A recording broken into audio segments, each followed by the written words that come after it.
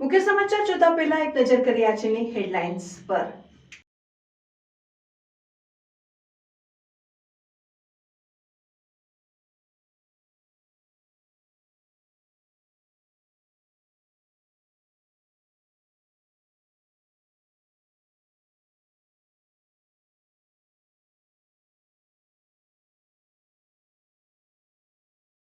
દિયોદરમાંથી કાંચો ઝડપાયો। જૂની માર્કેટના નાકે hair cutting સલૂનમાંથી કાંચા સહિત એક ઇસમ ઝડપાયો।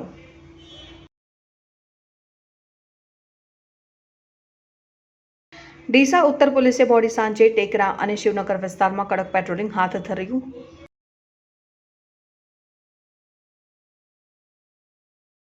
દાંતીવાડા તાલુકાના રામપુરા મવડી પ્રાથમિક શાળામાં ચાલુ દિવસે રજા।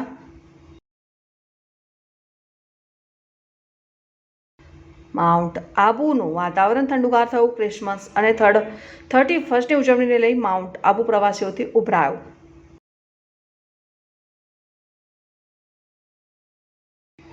પાલનપુરમાં લવ જેહાદમાં ટ્રિપલ તલાક મામલે પોલીસ ફરિયાદ। હવે જોઈએ મુખ્ય સમાચાર વિગતવાર।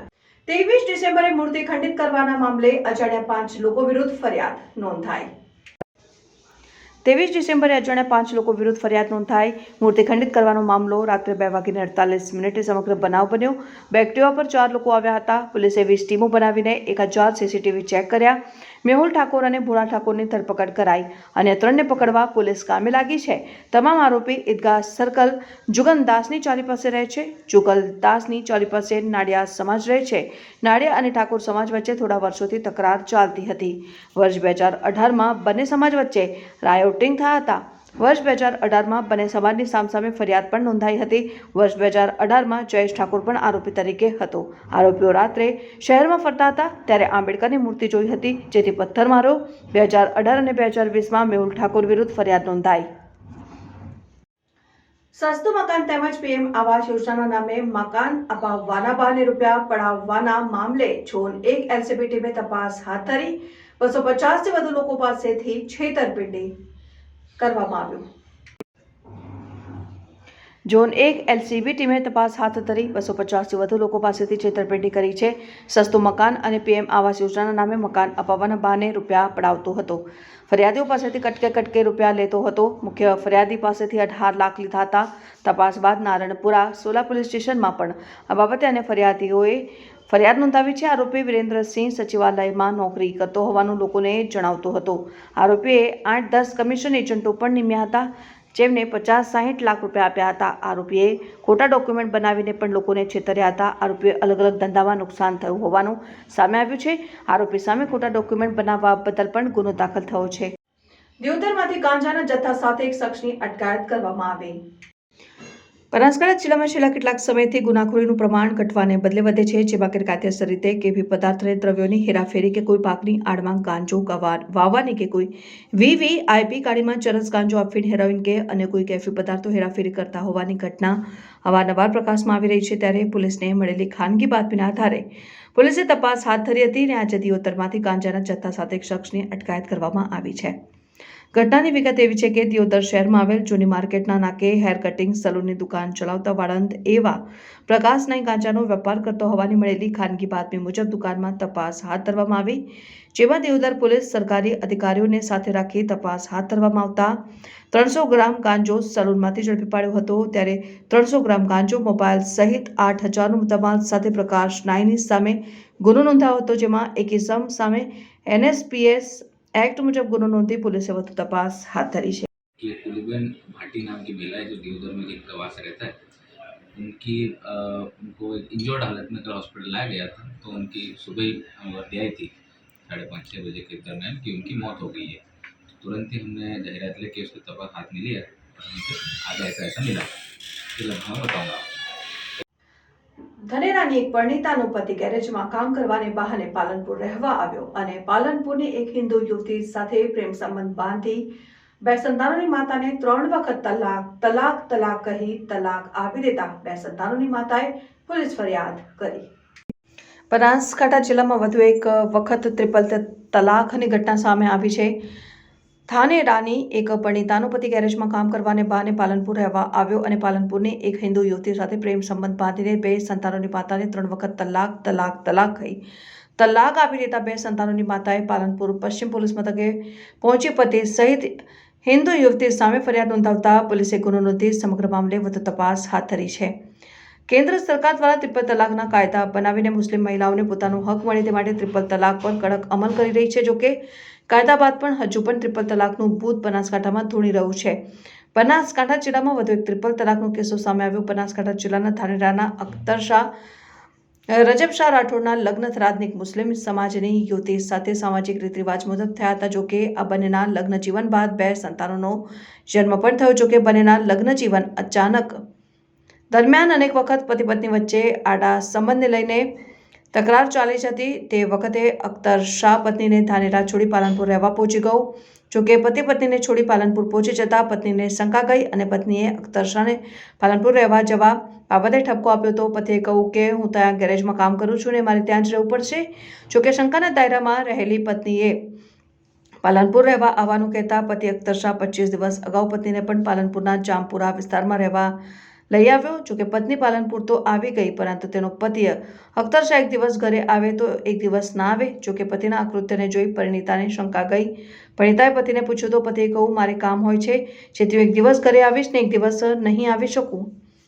જોકે શંકાના દાયરામાં ધકેલાયેલી પત્નીએ પતિની તપાસ કરી તો પતિના પ્રેમ પિક્ચરનું પર્દાફાશ થઈ ગયો. પત્નીને જાણ થઈ ગઈ કે પતિ લક્ષ્મીપુરામાં કોઈ યુવતીને મળવા જાય છે. તેની પત્ની થોડા દિવસ અગાઉ મોડી રાત્રે પોતાની એક દીકરીને લઈ યુવતીના ઘરે પહોંચી ગઈ અને વહેલી સવારે 5 વાગે યુવતીના ઘરનો દરવાજો ખટખટાવી ઘર અંદર પહોંચી તો તેના પતિ અખ્તર શાહ પોતાની પ્રેમિકા સાથે હતો ને આ જોઈને પરિણીતાના હોશ ઉડી ગયા.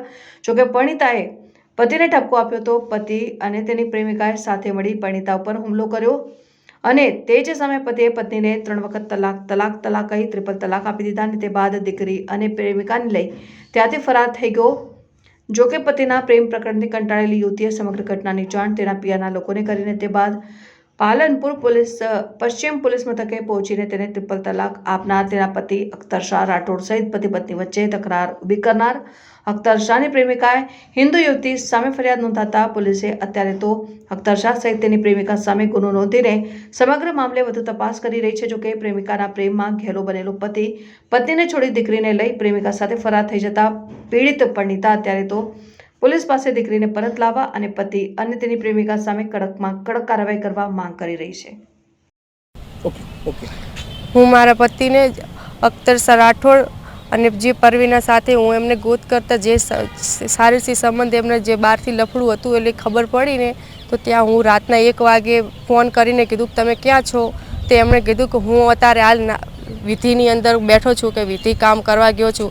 તો મેં કીધું ઘરે કેટલા વાગે આવશો કે હું મોડો આવી જઈશ અને આવી રીતના કહી અને રાતના 3 વાગ્યા સુધી મેં વાટ જોઈ. 3 વાગ્યા સુધી ના આવ્યા. હું મારી મોટી બેબીને અલ્ફીઝાને લઈ 3 વાગે હું ત્યાં એનો ઘરનો પતો મળ્યો તો ત્યાં હું ગઈ લક્ષ્મીપુરામાં ગઈ ઉમિયાનગર મંદિરની બાજુમાં. અહીંયાથી મને એનું ઘરનું એડ્રેસ મળ્યું. મારા ઘરવાળાનું બાઇક બહાર પડ્યું હતું અને મેં એનું દરવાજું ખખડાયું અને મારા ઘરવાળાને અહીંયાથી બંનેને દરવાજું ખોલાવરાયું અને મેં મારા ઘરવાળાને અંદરથી કાઢ્યો.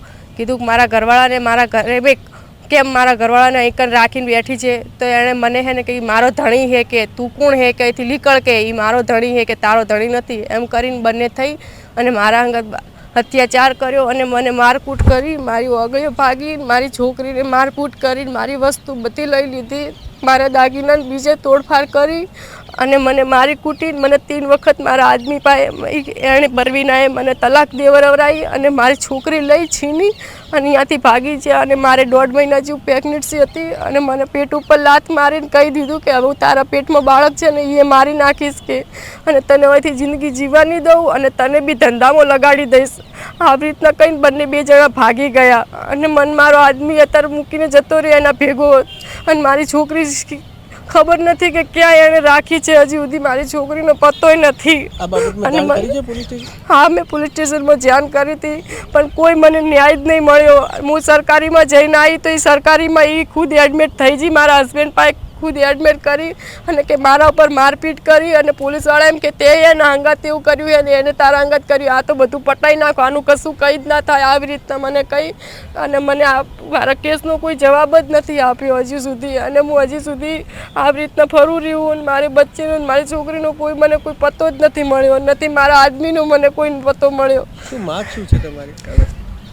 બસ મને મારી છોકરી લાવી આલો ને મને મારે બસ ન્યાય જુએ મારા આદમીનું. બસ આ મને મારી સંગત કેમ આવું કર્યું? મને પહેલાં બી બહુ જ અત્યાચાર કરી, 1.5 વર્ષે હું રીસામણેથી સાસરિયામાં આવી અને ફેરથી મારી સંગત આવી રીતનો મારપીટ કરીને મને કાઢી મૂકી. ઓકે, આપનું નામ? મારું નામ સમીરા છે, મારા પપ્પાનું નામ અજીમિસા છે. ઓકે સર, ટ્રિપલ તલાકની ફરિયાદ દાખલ થઈ છે. સમગ્ર મામલો શું છે અને કયા પ્રકારે આખી ઘટના કરી? જી, ગઈ તારીખ 22/12/2024ના રોજ એક ફરિયાદી મહિલાબેન છે, એમની સાથે આ બનાવ બનેલો. બનાવ એવો બનેલો કે ફરિયાદી બેન જે છે એમણે એમના પતિ જે છે અખ્તર શાહ રાઠોડ કરીને છે, એમને અન્ય મહિલા સાથે જોઈ જતા અખ્તર શાહ રાઠોડ એમના ઉપર ગુસ્સે થઈ ગયેલા, એમના હસબન્ડ, અને અન્ય મહિલાની હાજરીમાં જ એમણે તલાક કહી અને ટ્રિપલ તલાકનો જે આ બનાવ છે એને અંજામ આપેલો. હાલ આ બાબતે ગુનો દાખલ કરી ચૂક્યા છીએ અમે અને આની તપાસ છે એ PSI કેવી ચાવડાનાઓ ચલાવી રહેલ છે. ખાસ કરીને વર્તમાન સમયમાં પરિણીત મુસ્લિમ મહિલાના હકોના રક્ષણ બાબતે જે સરકારશ્રી દ્વારા જોગવાઈ કરવામાં આવી છે 2019 અનુસંધાને, એ અનુસંધાને અમારે આ ગુનો દાખલ અમે કરેલો છે અને આગળની તપાસ તજવીજ ચાલુમાં છે. વડગામના બાવલચુડી ગામે નાગેશ્વરી માતાના મંદિરમાં તસ્કરો ત્રટક્યા. વડગામ તાલુકાના બાવલચુડી ગામેમાં નાગેશ્વરી માતાના મંદિરે તાળું તોડી આજરોજ વહેલી સવારે મંદિરના પૂજારી પૂજા કરવા ગયેલા ત્યારે માં નાગેશ્વરીના મંદિરે તાળું તૂટેલું જોતા મંદિરના પૂજારીએ ટ્રસ્ટની કમિટીને જાણ કરી હતી અને ગામ લોકો દોડી આવ્યા. ત્યારબાદ છાપી પોલીસને જાણ કરાતા ઘટના સ્થળે આવી તપાસ હાથ ધરી પૂજારીની પૂછપરછ કરતા ચાંદીના છત્તર સાથે દેવી દેવતાઓની મૂર્તિઓ લઈ અજાણ્યા તસ્કરો ફરાર થઈ ગયા હતા એવું મંદિરના પૂજારીના કહેવા મુજબ આશરે 2 કિલો જેટલી ચાંદીની ચોરી થતા છાપી પોલીસને જાણ કરાતા છાપી પોલીસે ચોરોને પકડવા માટે ચક્રો ગતિમાન કર્યા છે.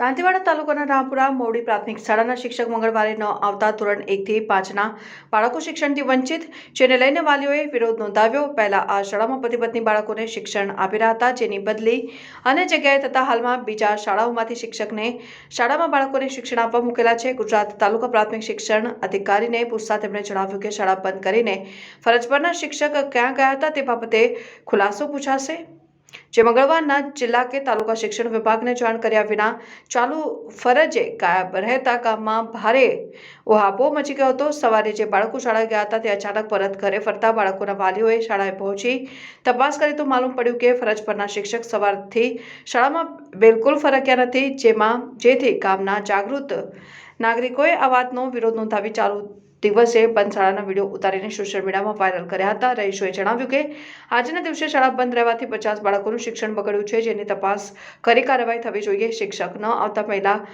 ભૂખે બાળકોને નાસ્તો આપી ઘરે મોકલી દીધા. શાળા બંધ કરીને ફરજ પરના શિક્ષક ક્યાં ગયા હતા તે અંગે ખુલાસો પૂછાશે.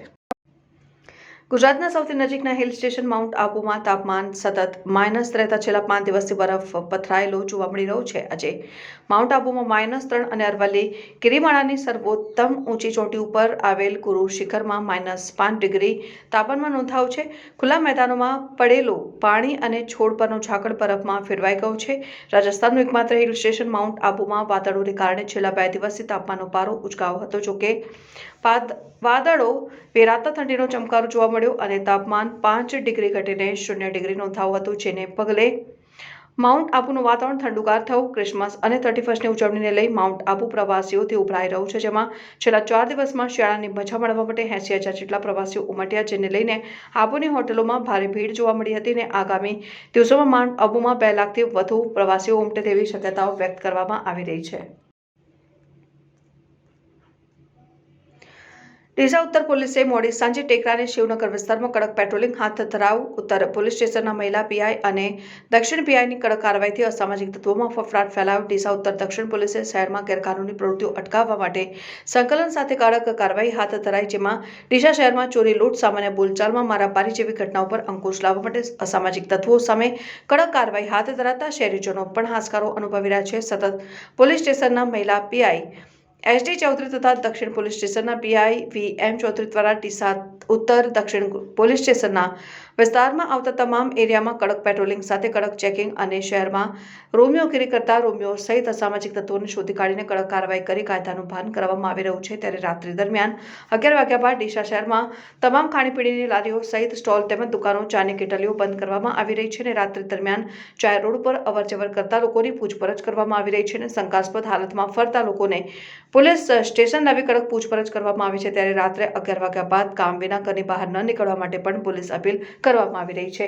છેલ્લા એક અઠવાડિયાથી પોલીસે હાથ ધરેલી કડક કાર્યવાહીના પગલે ગુનાહિત પ્રવૃત્તિઓને અંજામ આપતા સામાજિક તત્વોમાં ફફડાટ વ્યાપી જવા પામ્યો છે। ત્યારે ડીસા શહેરમાં ઉત્તર દક્ષિણ પોલીસ સ્ટેશનના PI દ્વારા રોજબરોજ રીતે કડક પેટ્રોલિંગ સાથે કડક કાર્યવાહીની કામગીરી ચાલુ કરવામાં આવે તો શહેરમાં ગુનાનું પ્રમાણમાં ઘટાડો થશે તેમાં કોઈ નવાઈ નથી।